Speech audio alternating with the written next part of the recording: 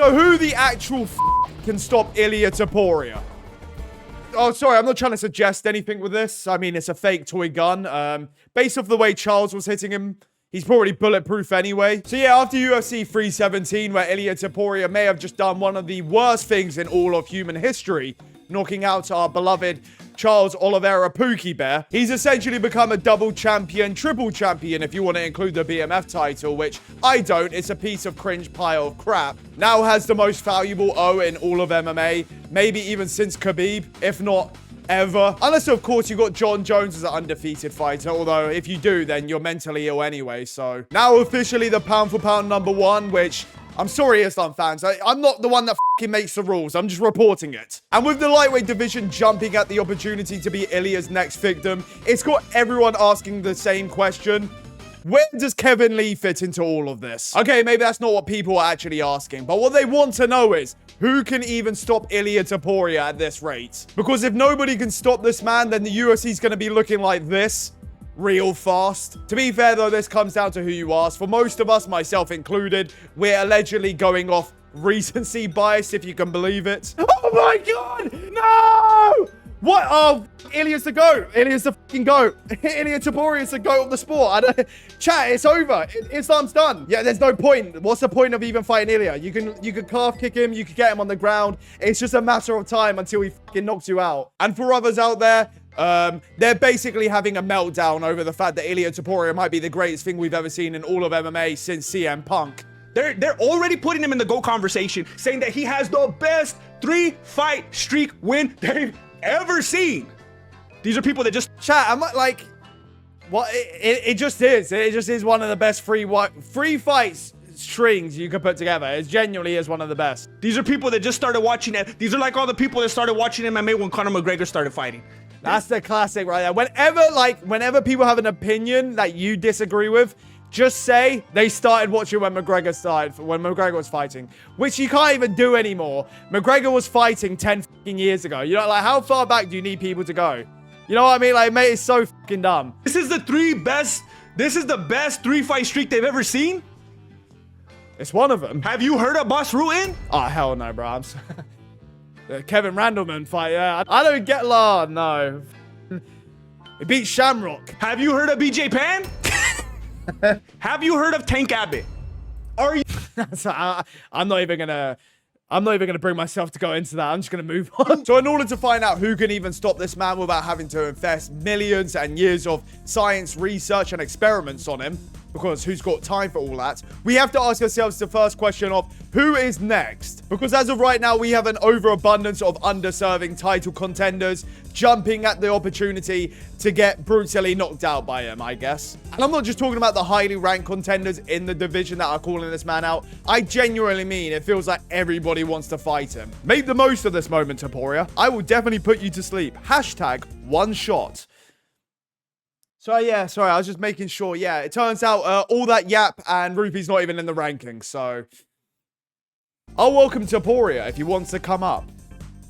I mean, they're shooting you a shot and then there's this. Like, Bilal's probably a cool guy and all, but like, let's just be real. I'm sure Ilia Topuria is looking for bigger fights than that. Not to mention, I'm pretty sure Ilia's already gotten beat before. No finishes, no knockouts, no knockdowns, no girlfriend, no kids. Bilal has never finished any man or woman. So besides for the yappers that obviously aren't going to get that fight anytime soon. I'm in my bed, bro, yeah? I'm in my bed at the bare knuckle stalling it. It comes down to who of the three horsemen of the begging for title shot contenders is next. Though I think we can all agree, like, he brutally knocks out Justin Gaethje. Like, I'm sure we all agree on that, right? There's no one that disagrees. Like, he brutally knocks out Justin Gaethje. He has no shot in that, right? Like, we all agree on that one, right? I mean, sure, there's maybe someone out there that gives Gaethje a chance in that fight. Like that one woman on the UFC podcast with Ilia Topuria after the Charles fight, mentioning Gaethje being a legend and future Hall of Famer. I would classify Justin Gaethje as a legend, future Hall of Famer.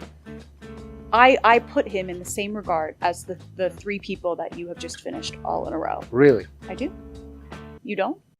These are the people employed by the UFC. And I don't know what Gaethje did to make this woman want to see him dead. But yeah, knockout, submission, decision, black magic, I don't care what it is. Ilia Topuria fear whatever he wants against Justin Gaethje, in my opinion anyway. And to be honest, probably everyone's opinion. Not to mention, like a week ago, this man was yapping about he'd retire if he doesn't get a title shot and doesn't want to fight any contenders to earn it. So all I have to say to this is, let's move on to the actual serious contenders, shall we? Like the #1 contender that everyone had next in line, even Ilia Topuria hinting at fighting next, although Joe Rogan went out of his way to do probably the most Joe Rogan thing possible and tell everyone he meant Paddy Pimblett. The only confidence I can have in Paddy Pimblett beating a Topuria is probably this. And the way we saw Ilia Jr. warm up with Murad backstage, I don't know if I'm even all that confident in Paddy winning that one. And based off the way that I hear Paddy Pimblett talk about a potential fight with Ilia Topuria, doesn't really fill me with confidence, to say the least. Yeah, he wouldn't knock me out. He could hit me with his best punch and I'd laugh in his face. Like, sure, you can cope over the idea that Charles Oliveira is just chinny anyway, so it was expected. But nobody slumps him out cold the way that Ilia Topuria did. And I'm still depressed about it to this day. And not only has he knocked out Max Holloway, but he did it using the gloves that statistically have the lowest rate of knockouts that the UFC hated and got rid of because they're a pile of crap. And these are against guys he didn't even want to hurt, let alone knock out and slump on the floor unconscious, leaving me to doomscroll TikTok nostalgic Charles Oliveira edits, not being able to sleep at night. And Paddy Pimblett, that's very hittable to say the least, and people are now calling the British Buckley. Yeah, I'm probably going to go Ilia by KO. I really like Charles, but what the fuck was that game plan, lad? You know what I mean? Stand in front of him and get punched in the face. Yeah, I don't know. Just something about his assessment of Charles Oliveira's performance feels kind of disingenuous to me. I mean, he fought like Charles Oliveira. Tried pressuring Topuria, went for takedowns, went for submissions. Is it really his fault that it's inevitable that most people are just going to get knocked out by Topuria either way? I mean, to be fair, walking straight into a Topuria right hand is probably not the best idea, but having your back up against the fence, either way, you're getting murdered. You had Holloway that tried sticking at kicking range against Topuria to ultimately meet the same fate that Charles Oliveira did. Lad, I'm not even gonna let him throw a fucking punch at me, lad. I'm gonna eat him alive like I'm fucking Kirby, lad. And Paddy Pimblett not learning the lesson like everyone else has to, that Ilia Topuria has proved, in fact, that size doesn't actually matter, fellas. Lad, he's a midget. As I said to them, I will finish you, little boy. You know what I mean? Because he's like that much shorter than me. I'm so much wider than him. I mean, to be fair, he's not wrong in saying all that, but at the same time, I don't know many people that are wider than an out-of-camp Pimblett to begin with. And to be fair, he might be the size of Pantoja, but the man does have the power of a Francis Ngannou, along with other things, apparently. When I see myself in the mirror below my waist, I also think sometimes I'm more African than Francis Ngannou. And we could try reading into these things and pretend to be body experts, like why did Topuria and Pimblett have a little smooch in the cage? But it doesn't really help Pimblett's case when we get to see his initial reaction to the Topuria-Oliveira knockout, for him to switch up when a camera's put on him. I absolutely hate him. I want to inflict pain on his life. I'd like that fight to go 4 minutes, 50 seconds into the 5th round, and I've landed 907 elbows. And I've disfigured his face. I mean, I don't want a quick knockout. I want to put him through pain. Yeah, I mean, it's easy to say I don't want a quick knockout when that's never going to happen. It's like me saying I don't want to have to deal with John Jones if I ever come across him. I'm getting diddied either way. And after hearing a lot of what Paddy Pimblett has to say about this potential fight, what does Ilia Topuria have to make of all of this? It's one of the easiest fights that I could have. I can do with him whatever I want to do in reality. I promise you, I could, like, choose the way I want to finish. First round? Be like, that's for sure. He's not going to stay there for more than 1 round with me. Pull to submit him, put my in his forehead. Yeah, I think I'm going to go with Topuria by whatever he wants. Which leaves us with the last realistic contender in the division. Probably the most skilled contender we have going. The one that Ilia Topuria was hinting at before Joe Rogan declared to everyone he meant Paddy Pimblett. The contender with the personality and charisma of a wet towel. Of course I'm talking about... But if you ask like fans and people, they just call my name and they know like I'm real contender and I know just me can beat Topuria. I mean, I just need the fight and to show everybody like I'm a different fighter and I've been improving so much. And my last fight my last fight was like 1 year and a half, and I'm just can't wait to go there and to show like who's the Arman Tsarukyan. That's right, Arman Tsarukyan, the most deserving of contenders. You know, if he didn't blow his back out trying to impress Nina Drama. And me personally, I really don't care which way you go with these 3 contenders. Granted, just don't be Gaethje. It's a waste of everyone's time. Is he well-rounded, got good wrestling, good striking, good kicks? Sure, he's got all the above. Did I also see him get rocked by Joaquin Silva 3 fights ago?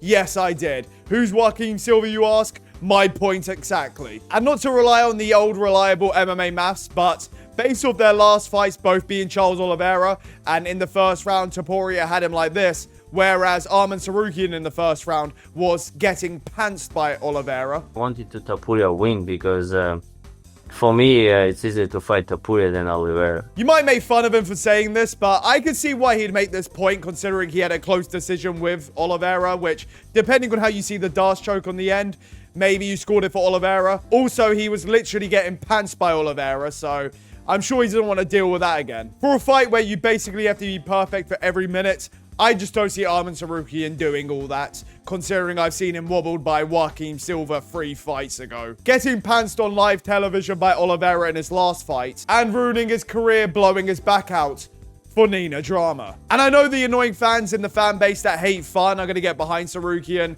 and act as if he's the greatest thing to ever happen in the lightweight division, and he's the uncrowned champion. But yeah, I just see him as another Ilia Topuria victim in my eyes. But Arman Tsarukyan is a great fighter. It's a great fight to make. And I think most people, myself included, are over the whole him ruining him and Makhachev's careers at the time, pulling out of their fights. I say give him the fight. I don't, even him or Paddy, just don't be Gaethje for the love of God. And I do think Tsarukyan is the toughest test for Topuria within the division. But much like all the other Topuria fanboys out there, yeah, I think Topuria knocks all these guys out. So, or at least finishes them, or basically does whatever he wants to them. Though, to be fair, as always, I don't know what the fuck I'm talking about, so I just think he's invincible, and I'm a fanboy, so. Sorry, my bad. I just woke up from passing out last night watching Arman Tsarukyan videos. But from what I remember, we all came to the conclusion that nobody in this division is going to be stopping this man anytime soon. Unless I dreamt all of that. And hopefully I dreamt Charles Oliveira dying at his hands. Which means we're going to have to venture out and find ways to find somebody that can stop Topuria.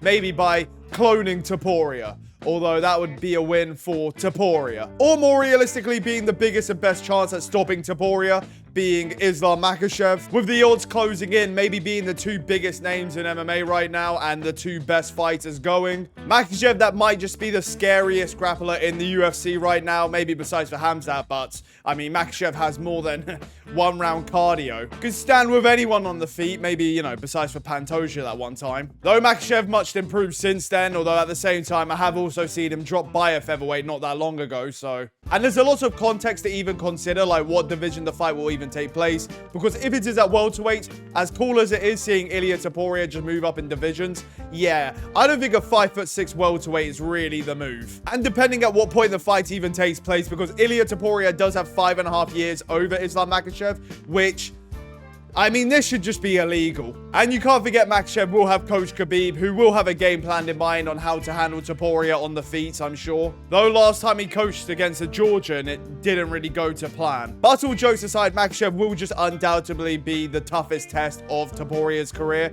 And if he does beat Makhachev, then he's completed MMA. And at that point, nothing's stopping him from becoming the first 15 division champion. And as much as you could break it down, I think it's worth just waiting to see how he does against JDM, because if he does look good enough at welterweight and handles JDM, who also has good footwork, hands, takedown defense, and just ultimately twice the size of Topuria, then yeah, good luck to Topuria on that one. Sign up to my boy's YouTube channel, that is JG2. And for those who don't, you can do me a favor and you can bend the knee to King Triple C too.